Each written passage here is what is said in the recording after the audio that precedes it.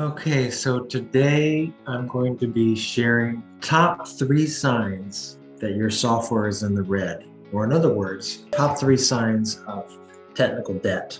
I think it's hard to argue that technical debt comes out usually as a symptom, and one of the symptoms of technical debt is defects trending poorly in the wrong direction, right? So defects that were fixed and they keep coming back.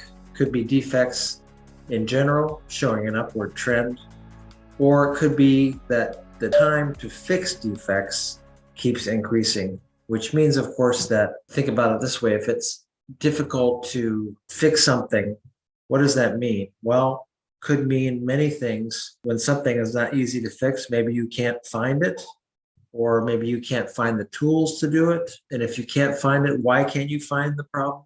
So all of these things lead to defects not being able to be fixed quickly.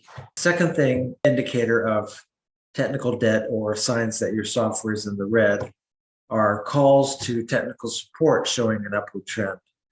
Calls to technical support can show an upward trend for a couple of reasons. One of them is maybe the users don't understand a new feature that you've delivered. Maybe something was broken that was working before, or maybe a new feature is incomplete, or something's missing, or something they just don't really understand. So all of these things lead to technical support showing an upward trend and show that technical debt is increasing. The last thing to think about in terms of technical debt and understanding it is time being spent in the wrong places at the wrong time, right? So that shows up in many ways. First one is having unplanned work, things that somehow pop into the sprint or pop into an iteration as an emergency.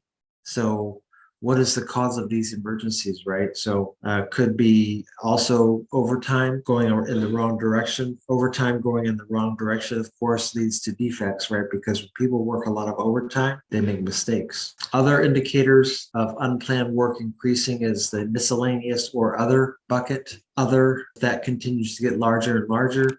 It means that you don't understand where your time is going. And the second and third thing related to time being spent in the wrong places is having your estimates always under.